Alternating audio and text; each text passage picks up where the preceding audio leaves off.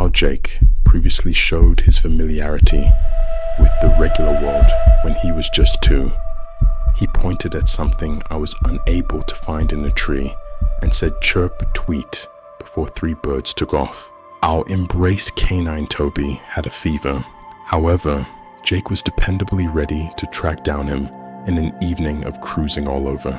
The caring sense inside let me know that Jake was taking advantage of an option that could be more noteworthy than instinct, and I needed to test it. Jake's most memorable hunting illustration was killing the horse shelter rats out back. Jake didn't take to his 22 and scorned the demonstration of killing, in any event, for fair vermin like the 5-pound rodents that ate our stores. In any case, he did it, and he was great at it. Really great. I was unable to grasp it. Jake was labeling jumping, crisscrossing rodents with single shots, while I was fortunate just to brush one, assuming I had the option to do that at his age of 10. I would have thought I were one of the world's most lethal men. However, evidently, my child had more requirement and judgment than I. He stowed 32 rodents in 2.5 hours. I had 4. Jake affirmed that 3 main male rodents remained and that they would dissipate to track down mates. Jake was correct. Jake went by my side when we chased and fished together. My child drove me right to the greatest buck or fish immediately. Without fail, I didn't consider having Jake as a hunting guide as cheating. I thought of it as how God expected for us to have our little edge over here on this hard world at winning Dad our child hunting contests. The hunting satchels went to passage charges to greater occasions and additional time with my child.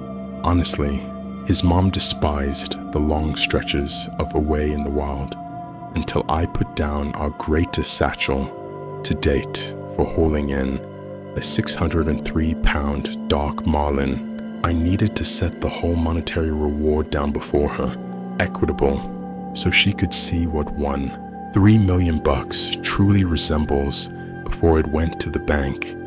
A transcending 7-stone monument made of $100 notes on a wood sense of taste. Jake had found the dark striped marlin won it for us on his 16th birthday celebration. After the rewards, my significant other now saw Jake's ability for what it was, a gift sharpened by long periods of field preparing, a gift that arrived at past the brandishing scene, like the young lady. We were all driving back from the supermarket when Jake made us stop the vehicle. He knew there was somebody not a long way from the parkway who required our assistance. We halted and followed Jake to what resembled an old dry well, where we found a young lady had fallen through the spoiled sheets fixing the opening. Jake got his photograph taken with the people on call. It made the front of 2 nearby papers under the title Kid Finds, Recoveries, Neighborhood, Young Lady from Abandoned Water Tank. However, my significant other still detested constantly away from home. That couldn't be changed, but our location could. So, we took the remainder of the huge award and bought a house more out of state, someplace lush, nearer to country's biggest rivalries.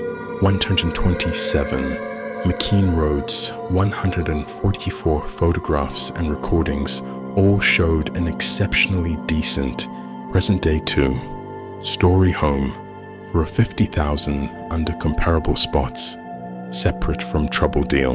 The head of police of the town possessed it and vouched for its condition by and by. In light of photographs alone, we got together our things and drove for 2 strong days.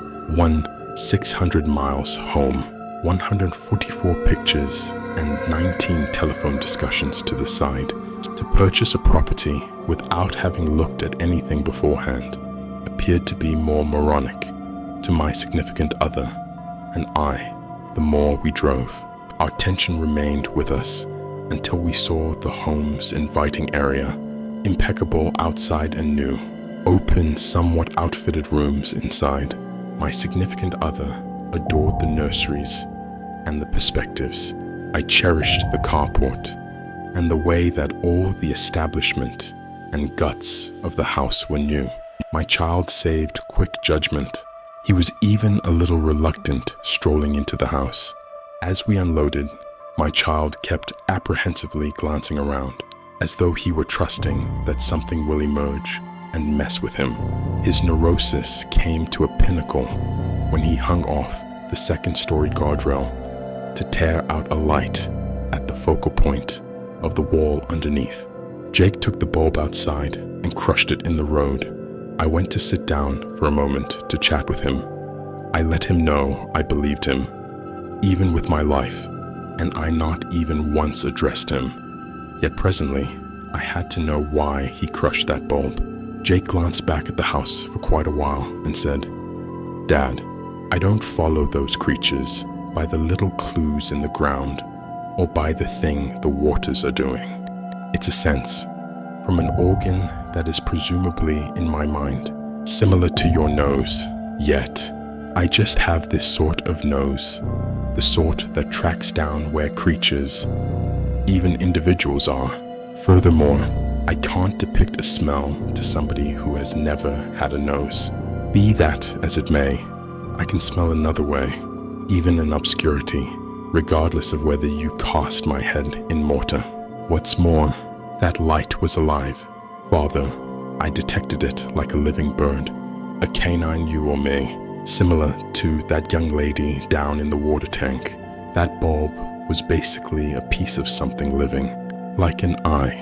I inquired as to whether the light actually was living. He peered down at the bulb's shards in the road and mumbled, "No, I disliked previously." But he didn't complete the sentence as he gazed up at our new, pastel-hued cooker-shaper condo. He was by all accounts consumed with bleak concern.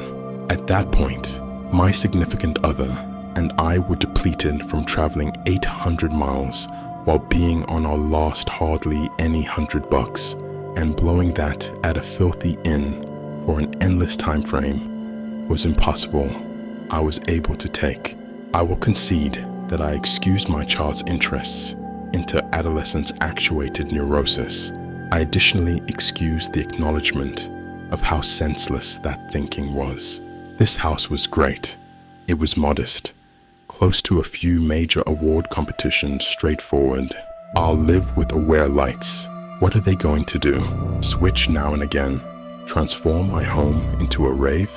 We valued the reality. The house accompanied decent dresses, department beds with industrial facility plastic still on them, a fabulous sight for worn-out voyages with a spilling inflatable cushion. We had barely sufficient energy to unload the sheets to make the bed, crashing right away. I don't recall how long I rested, yet I woke in obscurity, not having the option to move, similar to how the bed was holding me, like it was the world's most remarkable magnet, and I was made of unadulterated iron. I saw my spouse battle submissively under the covers. She uttered little sounds as though she were in torment. The most terrible part was I was unable to try and lift an arm to knock off the sweeping to see what was off base. I would have been dead if not for Jake removing and tearing me from the bed. I fell limp in my children's arms. I didn't miss the mark on energy. I wasn't gasping for air. I essentially didn't have the substantial solidarity to stand. More awful yet, when I fell, my uncovered feet and hands that contacted the hardwood floor, and I could feel that attractive pull once more. My child, 165 pounds, conveyed me, officially 230 pounds, down the steps and out of the house as though I were his modest lady of the hour, and set me on the front grass. My bed was alive as well. "Dad," Jake said as he assisted me with remaining on unstable legs. I never got in it. I went to your folks' space to awaken you. Yet, you were at that point in. I fell once more. I advised Jake to dial 911. I was astounded to see the police boss that claimed the home before us appear with the local group of firefighters. They went up to the room and found my better half's clothing in our bed. Yet, no lady. The boss had an undaunted accept that my better half was basically befuddled and lost, and that she'll turn up any time now, and snickered when I determined what occurred. With being adhered to the bed, he even chuckled when I let him know that I was 230 pounds and 6'5", a couple of hours prior. Now, I was about a similar level and weighed less as my child. He inquired, "What, do you maintain that I should accept this house was some way or another eating you? That it ate your significant other? Are you crazy?" That is precisely the exact thing I believed that he should accept. And on the off chance that I was not quite as large as I was, it would have completely retained me, as it did to my wife, until they saw her. The boss returned with my significant other, enclosed by one of those weighty white injury covers. The two of them were radiating resolute grins. My significant other said, "Senseless me, I got pivoted in a wardrobe and didn't have any idea where I was. Much better now," and the boss gestured with fulfillment. I never heard my significant other talk like that, and the lady I know could never be pivoted in a wardrobe. Jake then, at that point, pulled me away from the group and murmured, "I don't have the foggiest idea what the boss or that woman professing to be mother are, yet they are not alive."